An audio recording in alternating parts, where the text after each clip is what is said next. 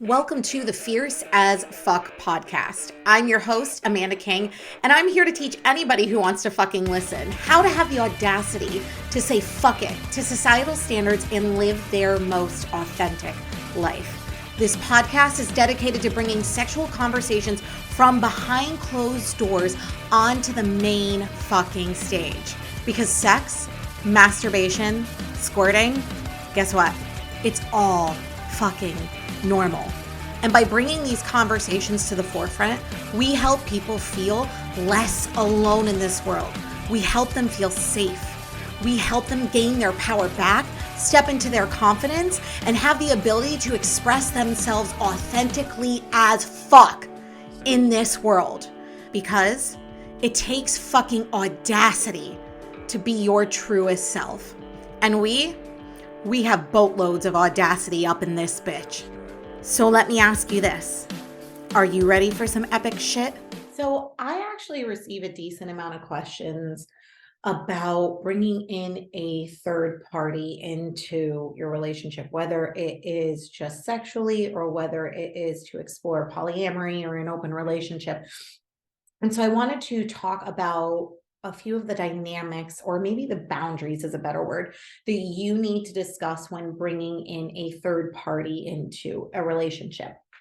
Now, if you haven't already, I would go to smexed.com, right, my magazine, and I would read the article, Open Relationships, Polyamory, E&M, What Have I Gotten Myself Into? And it's by Jessica Aycock. And basically, she is a therapist who discusses the definitions of each kind of open relationship term, as well as how to communicate your kind of open relationship wants, desires, and needs to your partner in a non-confrontational way. So there's actually two articles. It's the open relationships one, and then it's called How Do I Tell My Partner?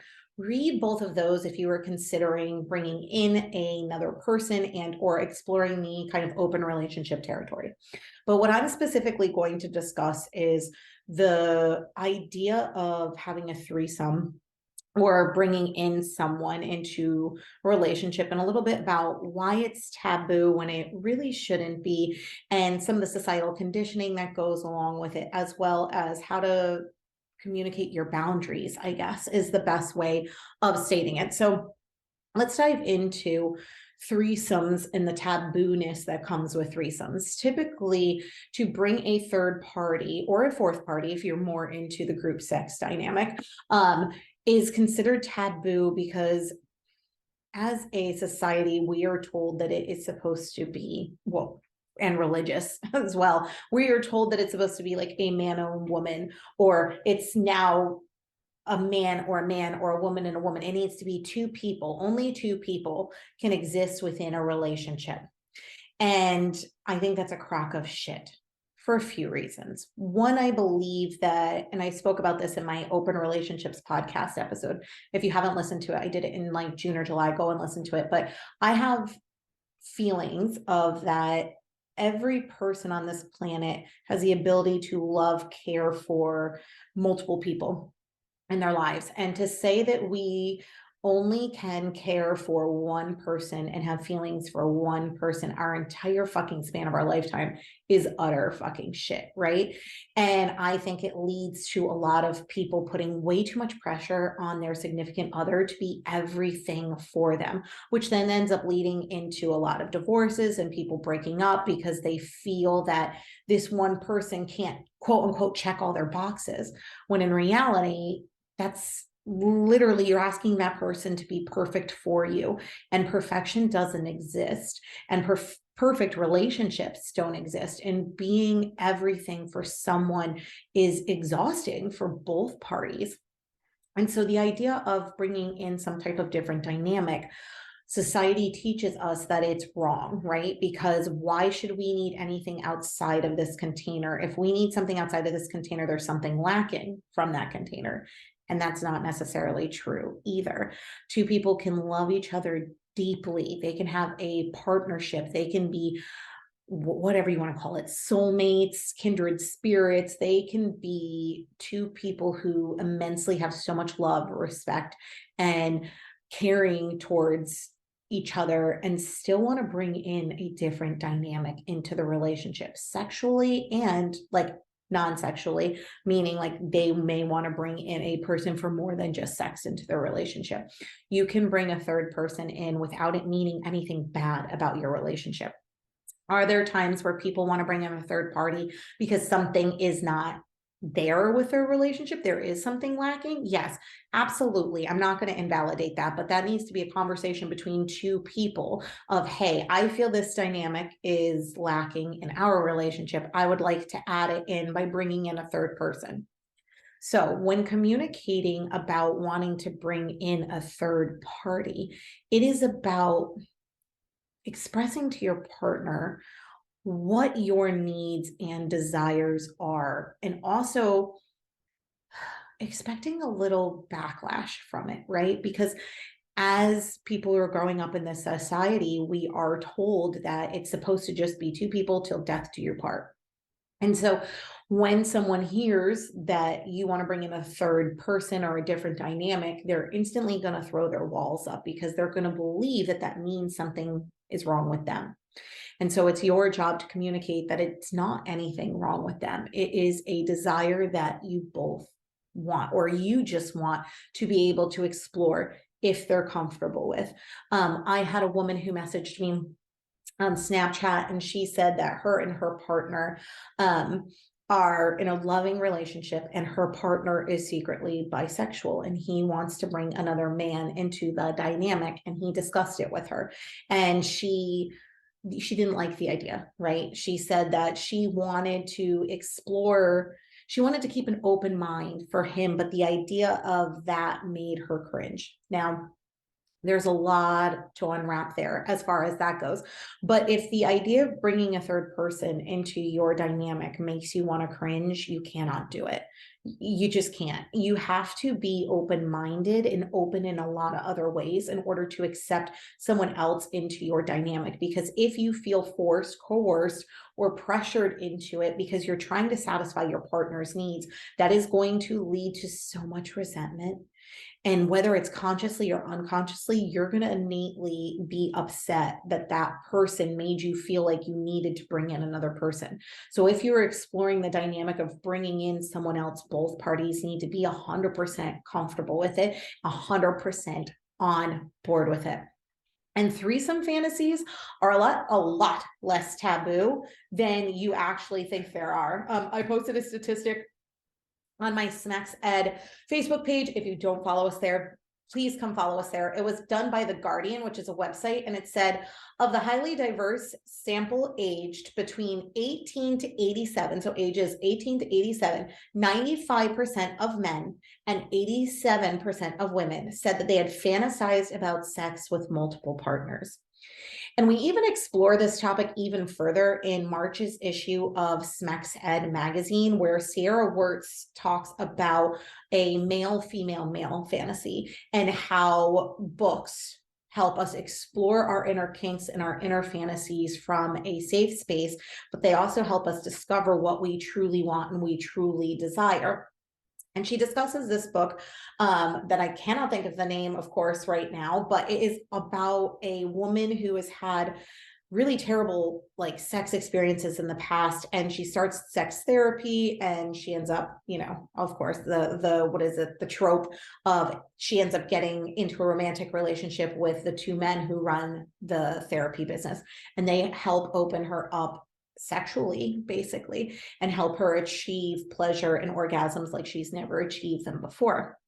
And so having a third person and having a threesome, there is nothing wrong with that. And we want to normalize these things because they're not taboo. They're not bad. They are not wrong in any way, shape, or form. As long as everyone is open and consenting, consent is key, then it's okay. As long as it's not going behind each other's back or forcing or coercion or pressure, it is okay. And there are fantasies in this world that each and every person needs to explore in order to feel really good in that moment, or with themselves or with their partner. So exploring a fantasy of bringing in a third person isn't a wrong thing. And even if as a woman, like there is a lot of books specifically geared towards the trope of why choose when you don't have to. So there is a booming industry of books written for women by women exploring the fact that a woman can have multiple partners and they don't make her choose one. They allow her to be they're all together with her, they're with her separately. It is a situation where she gets to experience the most amount of pleasure.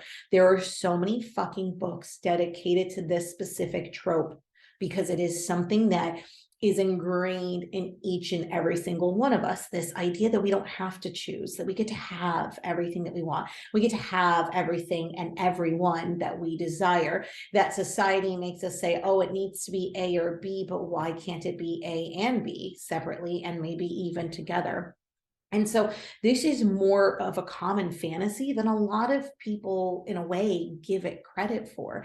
And if you and your partner are both willing and wanting, why the fuck not? Don't let society and other people dictate how your relationship is. And I think that's maybe the common theme of this episode in general is everybody has their own set notion of relationships. And if your relationship doesn't fit into their pretty little fucking box, it means nothing about your relationship. It means the box needs to be a lot fucking bigger. And as we, as a society, are moving more into sex positive and more fluid roles with gender and sexuality, it's incredible. And we should all be able to embrace that there are certain aspects of ourselves that we want to share with multiple people, not just one person for the rest of our lives. And so if you're listening to this episode, and you're sitting here and you're thinking, God, I've always fantasized about that, but like, that's wrong. It's not wrong. Fantasies, as long as no one is hurt, harmed, especially children, minors, or any of that, fantasies are okay. You can choose whether or not you want to explore these fantasies in real life as well. Like Sierra says in her article, just because you're reading about a woman sleeping with 5 guys doesn't necessarily mean that that's what you want, but it's a fantasy that you have. It may be something you want to read about, but not something you want to explore in your real life. And that's okay too. Fantasies can be explored through your imagination or in reality.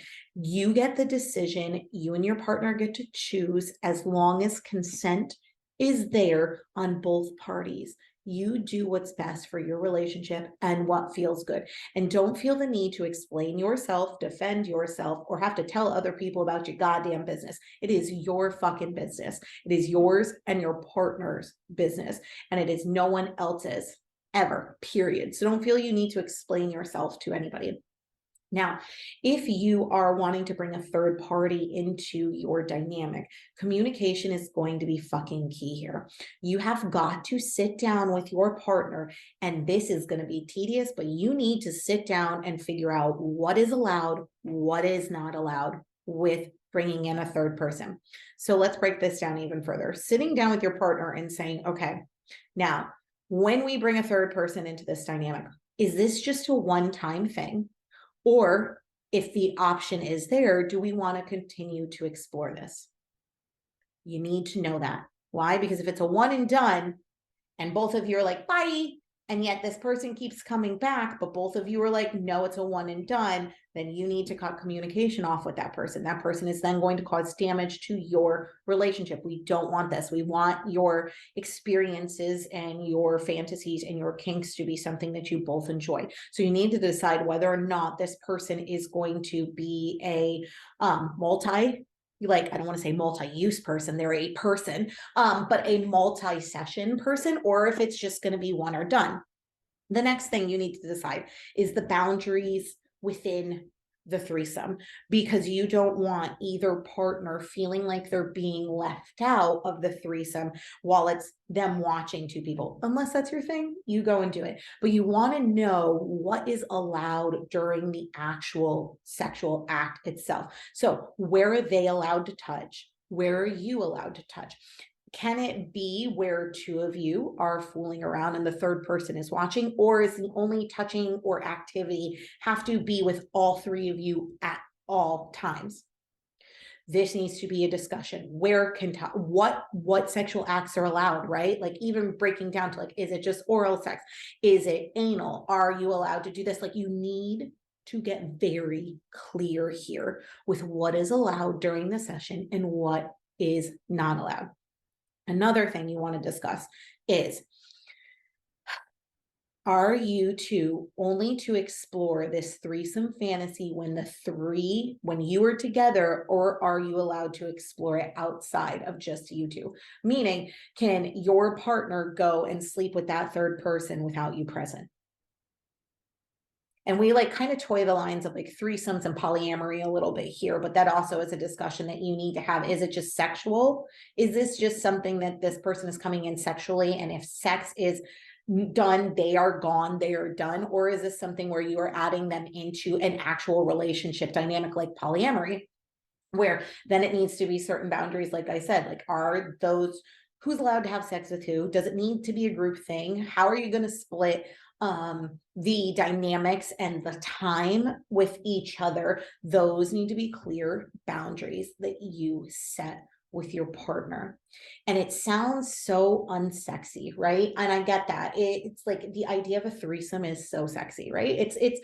It's having this third person. It's having your body worshipped by two people. It's you worshiping two people's bodies. It's three bodies coming together to form one intense, amazing session. But if you go in without any of this conversation, without any boundary set, disaster is going to happen, because you need to be on the same page with your partner. When you are bringing a third person into this dynamic, you guys need to be a solid foundation so that everyone goes in with the same expectations, the same boundaries, the same guidelines, or things can go awry. And then what happens when you bring a third person in and things go awry? It damages your foundation, which is not what this is supposed to be about. This is supposed to be about adding something to make your foundation stronger, funner, everlasting, rather than something that's going to completely tear it apart. So you need to have those conversations and those and sit down and have these boundary discussions. What am I allowed to touch? What am I not allowed to touch? What are we allowed to participate in? What are we not allowed to participate in? Is this a one-time thing? Can we have this person over multiple times? What if one of us likes one person better and the other person's not a fan, right? What are the I don't know, what are the procedures in a way of, hey, we brought this third person in, you really like them, I don't like them, and they're dynamic. So who gets the say? Are they automatically gone if both partners are on the same page? These are conversations and boundaries that you need to have with your partner, and they're not sexy, and they will never be sexy. And sometimes they may lead to a little disagreements, right? And sometimes arguments, but they need to be said before the act. Don't just jump in to a threesome without these conversations and having them afterwards, because then when you've already done the deed and you're having them afterward, it's a little harder to function that way, because then your partner is going to pull from that one experience. And if something was wrong in that one experience, they're going to hold on to that like a death grip, right? They're going to hold on to it, not like a grudge, but almost like that is going to be their preconceived notion that every time is going to be like that in the back of their head, which is going to make them not enjoy every time beforehand. So if you're bringing in a third party, for the love of God, communication, boundaries is key. And also recognizing there's nothing wrong with it. There are a lot of people who may disagree with you. I call them, they're a little too vanilla for my flavor, right? Like if they disagree with your lifestyle, that's nothing to do with your lifestyle. If you and your partner are both consenting and both fucking happy, go and do it. So I know this is a kind of a shorter podcast episode, but I hope this has helped you. If you are looking for more help, go on to Smex Ed, read those articles, go follow Jessica. She is a therapist that specifically focuses on kinks and all things taboo with couples who want to explore kinks and kind of how to open up the communication lines. That is her expertise. That is her forte. If you're looking for more books to help you explore kinks, go follow Sierra Words. She is also a writer on Smex Ed, and she will give you so many recommendations so that you can explore them safely to decide if you want to explore them in real life. And as always, if you found this podcast episode helpful, share it, like it, screenshot it, put it up on your social media profile. Make sure you tag me, as well as if you have any questions, shoot me a message. And if I don't know the answer, I'll try my best to help you out. Love you guys, and I'll see you next episode. Thank you so much for listening to the Fierce as Fuck podcast. And some parting words for you today. Remember this: no matter how hard society pushes you down, no matter how many times you fall, as long as you get the fuck back up, they can never stop you. You are unfuckable with. You will win. Don't allow this world to dictate how you show up in it. Don't allow society to make you bend the knee. Instead, make them bend theirs. And don't forget, if you like what you heard, go on to iTunes and Spotify and leave your girl a review. Until next time, my